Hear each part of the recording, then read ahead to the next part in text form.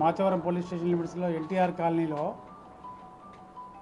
పొద్దులూరి వెంకటరామారావు అని ఒక ఆర్ఎండ్బి ఇంజనీర్, రిటైర్డ్ ఇంజనీరు తన సొంత గృహంలో ఉంటున్నాడు ఫస్ట్ ఫ్లోర్లో.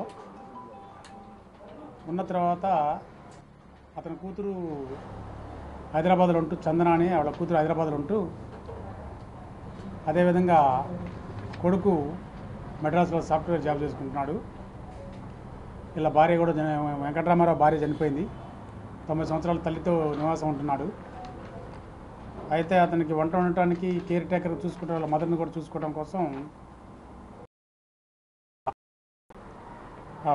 ప్రసాదంపాడులో ఈ యొక్క ఏజెంట్స్ ఉంటారు కదా, ఆ ఏజెంట్స్ని సంప్రదిస్తే ఆ ఏజెంట్ ఒక నెంబర్ ఇచ్చాడు అతనికి, రామారావుకి.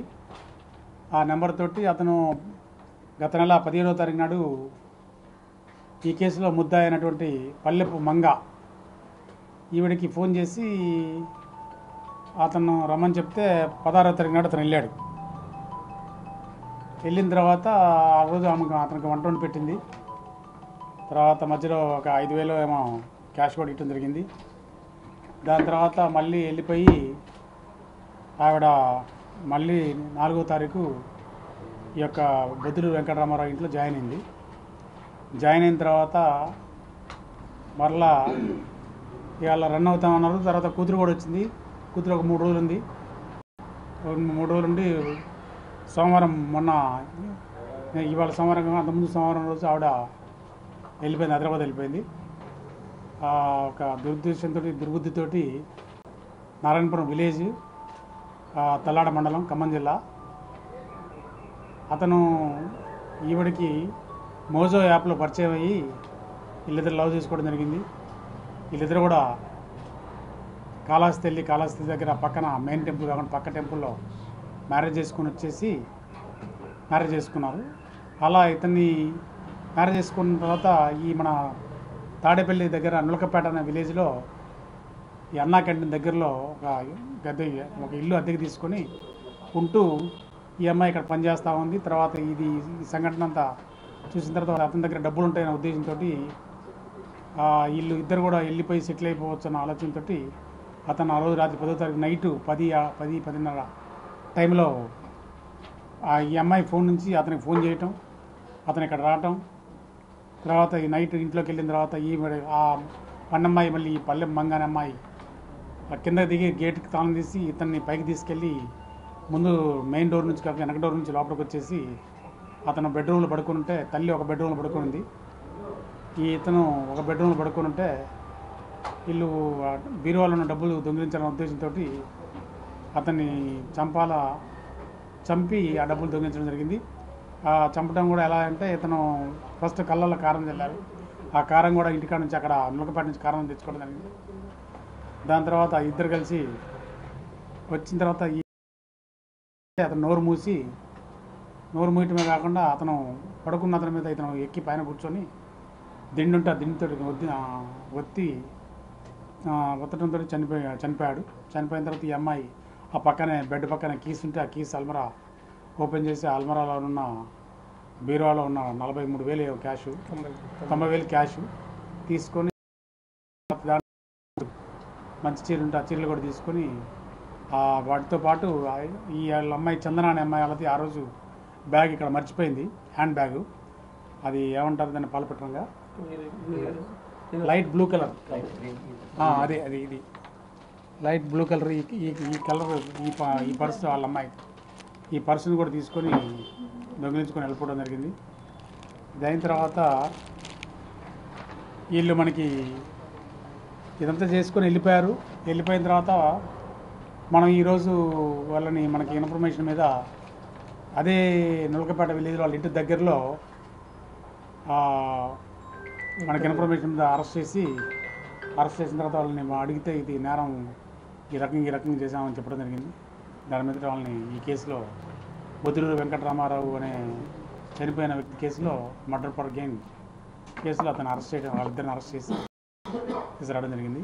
మెయిన్గా ఈ పల్లెపు మంగ అనే ఆవిడ కొత్తగూడెం, ఈవిడ తండ్రి చనిపోయాడు, తల్లి ఉంది. తర్వాత ఈవిడ రమేష్ అని అతన్ని 11వ సంవత్సరం పెళ్లి చేసుకుంది. పెళ్ళిలో కూడా తల్లి దగ్గర వదిలేసింది. తర్వాత కొద్ది రోజు సింగనగర్లో, కొద్ది రోజు పైపు రోడ్లో, కొద్ది రోజులు హైదరాబాద్ ఎల్బీ నగర్లో మళ్ళీ కేర్ టేకర్గా పనిచేస్తూ ఉండి ఎల్లో ఒక యాప్ తోటి ఒక వ్యక్తి రాజు అనే ఒక వ్యక్తి పరిచయం అయ్యి సిద్దిపేట అతను ఏం పల్లి తంగల్పల్లి అంటే నథింగ్ అడే మా సిద్దిపేటలోనే అతన్ని లవ్ చేసి పెళ్లి చేసుకుంది. ఇద్దరు కలిసి ఒక 3 నెలలు 4 నెలలు కాపురం చేశారు. అక్కడ వాళ్ళ ఇంట్లోనే కాపురం చేశారు. మళ్ళీ అక్కడ వాళ్ళిద్దరికి మనస్పర్ధలు వచ్చిన తర్వాత మళ్ళీ ఈ మధ్యలో ఈ అమ్మాయికి మోజో యాప్లో ఈ వేమిరెడ్డి ఉపేంద్ర రెడ్డి అని పరిచయం అయ్యాడు. ఈ పరిచయం అయిన కాడ నుంచి వాళ్ళిద్దరికి మనస్పర్ధలు వచ్చి గొడవలు అవుతా ఉన్నాయి. ఈ మా ఉపేంద్ర రెడ్డి కూడా వాళ్ళ ఇంటికి మన సిద్దిపేట వెళ్ళి అక్కడ 2-3 రోజులు ఉన్నాడు కూడా. అప్పుడు ఈ అమ్మాయి కూడా మా మేనమామ అని చెప్పడం జరిగింది వాడికి, రాజుకి.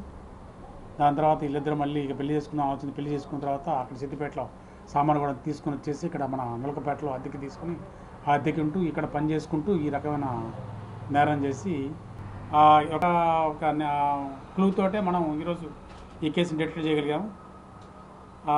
అక్కడ నుంచి మనకి ఆ దగ్గర ఆ పక్కన కెమెరా లేదు, కానీ ముందుకు వచ్చిన తర్వాత వాళ్ళు మర్డర్ చేసిన తర్వాత ఆ సందులో నుంచి డెంటల్ కాలేజీ జంక్షన్ కాడికి వచ్చి లెఫ్ట్ తిరిగేసి మళ్ళీ ఇక్కడ డెంటల్ జంక్షన్ నుంచి స్ట్రైట్ రోడ్లో వచ్చేసి ఇక్కడ ఎస్బీఐ సాయి మెస్ దగ్గర ఎస్బీఐ ఏటీఎం ఉంది. ఆ ఏటీఎం కాడ ఒక ఆటో లైలా కాలేజీ కాడ ఎవరన్నా దించేసి వెళ్తా ఉంటే ఒక ఆటోలో వాళ్ళని పిలిస్తే ఆటో వచ్చి మళ్ళీ రిటర్న్ తీసుకొని వచ్చి ఆటోలో ఎక్కేసి వీళ్ళు అక్కడ నుంచి అక్కడికి మన సిద్ధార్థ అకాడమీ పోలీస్ స్టేషన్ నుంచి సిద్ధార్థ అకాడమీ నుంచి మదర్ తెరీసా స్టాచ్యూ నుంచి యూటీకే రెస్టారెంట్ మీద నుంచి మురళీ ఫార్చ్యూన్ నుంచి మళ్ళీ బందర్ రోడ్ ఎక్కి బందర్ రోడ్లో మళ్ళీ టిప్సీ టాప్స్ కాడ యూటర్న్ తీసుకొని బందర్ రోడ్లో పోలీస్ కంట్రోల్ రూమ్ కాడికి వెళ్ళి ఫ్లైఓవర్ ఎక్కేసి వినాయక టెంపుల్ సిద్ధమారు పాదాల నుంచి ఇప్పుడు ప్రకాశం బ్రిడ్జ్ ఎక్కేసి ఒకటి వెళ్ళిపోయి అదే ఆటోలో సేమ్ వెళ్ళిపోయి ఆడ ఒక 10 నిమిషాలు ఉండేసి ఈ సామానంత బట్టలని సర్దేసుకొని మళ్ళీ అదే ఆటోలో ఎక్కి 12:03కి నులకపేట వాళ్ళ ఇంటికాడ దిగారు. 10 నిమిషాలు వాళ్ళు అక్కడ సామాన్ సర్దుకున్న తర్వాత 12:13కి ఆడ స్టార్ట్ అయ్యి వచ్చారు. ఆడ సీసీ ఫుటేజ్లో పడ్డది. తర్వాత ఈ దారిలో కూడా అక్కడక్కడ మధ్యలో సిటీ ఫుటేజ్లో ఆటో ఈయన కనపడ్డాయి. ఇట్లా మనం ఓన్లీ సాంకేతికతతోటి ఓన్లీ దట్టు సాంకేతికత ఏదే అంటే సీసీ ఫుటేజ్ తోటి దాని తర్వాత నెంబర్ ఆఫ్ సిమ్స్ మార్చారు. ఆ సెల్ ఫోన్ యొక్క ట్రాకింగ్ తోటి పట్టుకోవడం జరిగింది. తర్వాత మళ్ళీ వీళ్ళు బస్ స్టాండ్కి వచ్చి బస్ స్టాండ్లో మిడిల్ వేలో దిగేసి అంటే ఇన్ గేట్ అవుట్ గేట్ 2 గేట్లు కూడా మధ్యలో ఇంకో దారి ఉంది ఈట్ స్ట్రీట్కి ఆపోజిట్లో. ఆడ ఆటో లోపలికి పోనిచ్చేసి ఆడ దిగిన తర్వాత బస్ స్టాండ్లోకి వచ్చి అప్పటికే బస్సులన్నీ తిరుపతికి వెళ్ళే బస్సులు మనం బస్ స్టాండ్ నుంచి వెళ్ళి అన్నీ వెళ్ళిపోయినాయి. ఎక్కడి నుంచి పైనుంచి వచ్చేది 12:30కి ఒక బస్సు 12:40కి ఒక బస్సు ఉంటే వాళ్ళు బస్సు ఎక్కేసి నెల్లూరు వెళ్ళారు. మళ్ళీ బస్సులో ఆ బస్ స్టాండ్లో సీసీ ఫుటేజ్ కూడా వచ్చింది. మనకి యొక్క మర్డర్ కేసు ఒకటేనే కాదు, మనం రీసెంట్గా మీరు చూసుంటారు పడమట్లో ఒక మర్డర్ కేసు ఆటోనగర్లో అయింది. అది 100% సీసీ ఫుటేజ్ వల్లనే ఈవినింగ్ 6 o'clock తెల్లారి మార్నింగ్ 5:30కి మనిషి డిటెక్టివ్ మధ్యాహ్నం పట్టుకొచ్చాము మనం. అదేవిధంగా మన మాచవరం లిమిట్స్లో 20 ఎలక్ట్రికల్ స్కూటర్స్ ఒక సీసీ కెమెరా వలన వాడు ముద్దాయి బండిని తీసుకుని వెళ్తా ఉంటే ఒక సీసీ కెమెరా ఆ దగ్గర లాగా కొద్ది దూరంలో ఉంటే చూస్తే దాన్ని పట్టుకొని ట్రాక్ చేస్తే మొత్తం ముద్దాయిలు దొరికిన 3 ముద్దాయిలు ప్లస్ 20 మోటార్ సైకిల్ రికవర్ అయినాయి. అదేవిధంగా మన నావాటల్కి ఆపోజిట్లో మినర్వా హోటల్లో ఒక లేడీని ఇద్దరు ఒక యాప్లో పరిచయం అయిపోయి ఆ లేడీని ఇద్దరు కూడా పరిచయం అయిపోయి లవ్ చేసుకుని వాడు చీట్ చేసి ఆ అమ్మాయిని లోపల తీసుకెళ్ళిపోయి ఆ అమ్మాయిని ఎంజాయ్ చేద్దామని ఆలోచన చేసి అతను వాడు ఆలోచన ఏరే ఉండి ఆ అమ్మాయిని కత్తి చూపించేసి బెదిరించేసి ఆ అమ్మాయి వెళ్ళి వసూలు లాక్కెళ్ళాడు. దాన్ని కూడా ఆ ట్రాక్ని పట్టుకుని సీసీ ఫుటేజ్ని పట్టుకుని గుంటూరు నుంచి ట్రాక్ చేసుకుని పట్టుకొని వాడిని ఇమీడియట్లీ 2 daysలో అరెస్ట్ చేయడం జరిగింది. ఇంకా ఇలా ఎన్నో సీసీ చైన్ స్నాచింగ్లు కానీ మోటార్ సైకిల్ కానీ యూటీజింగ్లు కానీ ఇలాంటివన్నీ కూడా ఓన్లీ సీసీ కెమెరాల వలననే ఇవన్నీ మనం డిటెక్ట్ అవుతున్నాయి. కాబట్టి ప్రజలందరూ కూడా నా యొక్క విజ్ఞప్తి ఏంటంటే సీసీ కెమెరాలు పెట్టుకోవాలని చెప్పేసి వాళ్ళు మనకి సీసీ కెమెరాల వలన ఈ నేరస్తులు కూడా రౌడీలు కూడా గుండాలు కూడా గంజా బ్యాచ్ కానీ బేడ్ బ్యాచ్ కానీ ఎవడైనా ఒక నేరం చేయాలంటే భయపడిపోతాడు. ఎందుకంటే ఇక్కడ కాకపోతే ఏదో ఒక సీసీ ఫుటేజ్ దొరుకుతాం తర్వాత మనం కేసులు తిరుగుతాం మన లైఫ్ స్పాయిల్ అయిపోద్ది అని చెప్పేసి నేరం తగ్గడానికి నేరం జరగకుండా ఉండటానికి నేరాలు నిరోధించడానికి కూడా ఈ సీసీ ఫుటేజ్ ఉపయోగపడతాయి. కాబట్టి ప్రతి ఒక్కరు కూడా సీసీ ఫుటేజ్ పెట్టుకోవాలని చెప్పేసి అదేవిధంగా ఈ యొక్క మెయిన్గా ఈ యొక్క నేరంలో ఈ యొక్క మర్డర్ కేసులో ఈ మన శంకర్రావు ఎస్ఐ, శ్రీనివాస్ ఎస్ఐ, తర్వాత వంశీ, తర్వాత మళ్ళీ వీళ్ళ 5 చాలా ఎక్సలెంట్ జాబ్ చేశారు. సిపి గారు కూడా చాలా మెచ్చుకున్నాడు. మరి కూడా 5వ రోజు దాంట్లో క్యాష్ రివార్డ్స్ ఇద్దామని ఇచ్చి సత్కరిద్దామని చెప్పారు. కాబట్టి వీళ్ళందరూ కూడా నేను సిపి గారు ఆదేశాల మేరకు నా యొక్క పర్యవేక్షణలో సిఏ గారి యొక్క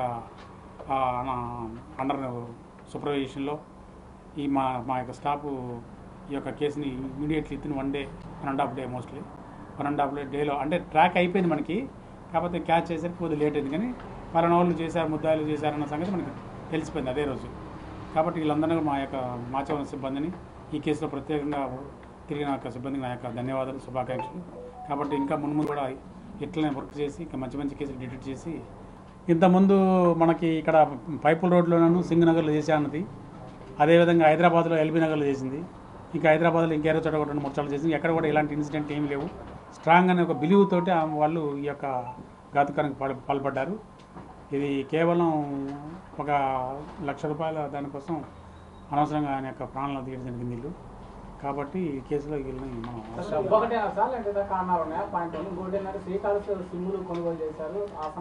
సిమ్ములు కొనుగోలు ఆ సమాచారం కూడా ఇప్పుడు ఉపయోగపడదు మాకు. ఆ సమాచారం నేను ఉపయోగపడ ప్రీవియస్గా వీళ్ళు కాళహస్తి వెళ్ళినప్పుడు సిమ్ కొన్నారు. ఆ సిమ్ కొన్నప్పుడు ఇతను కొన్న ఫోన్లు వాడటం లేదు. కొన్ని ఫోన్లు ఇంకొక 70-80 కిలోమీటర్లు 1 hour జర్నీలో కొన్నారు. అట్లా తీసుకొని ఇన్ఫర్మేషన్ తోటి మన వాళ్ళు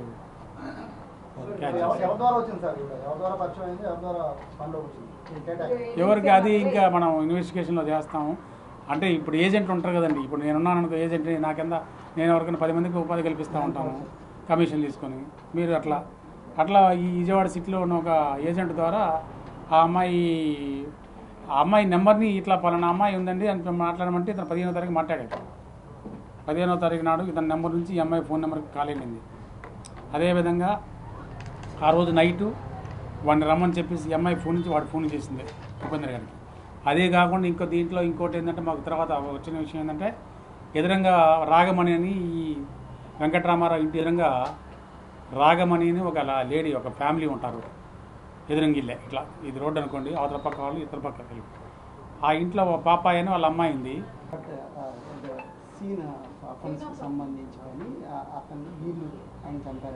సీనా పెన్సిల్ అంటే ఈ అమ్మాయి పని అమ్మాయి చేసిందని చెప్పేసి క్లియర్ కట్గా వాళ్ళ కూతురు స్పందన రిపోర్ట్లోనే ఆ అమ్మాయి తప్ప మాకు ఇంకెవరు సస్పెక్ట్ లేదని చెప్పేసి క్లియర్ కట్గా రిపోర్ట్లో ఆ పేరు మెన్షన్ చేసి ఇచ్చింది.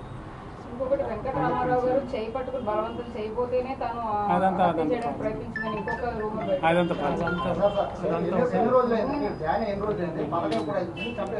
4వ తారీఖు జాయిన్ అయిందండి. 4వ తారీఖు జాయిన్ అయింది, 10వ తారీఖు నైట్ ఇది అయింది. 9వ తారీఖున 11 లేదు 9 ప్లాన్ చేసుకున్నారు.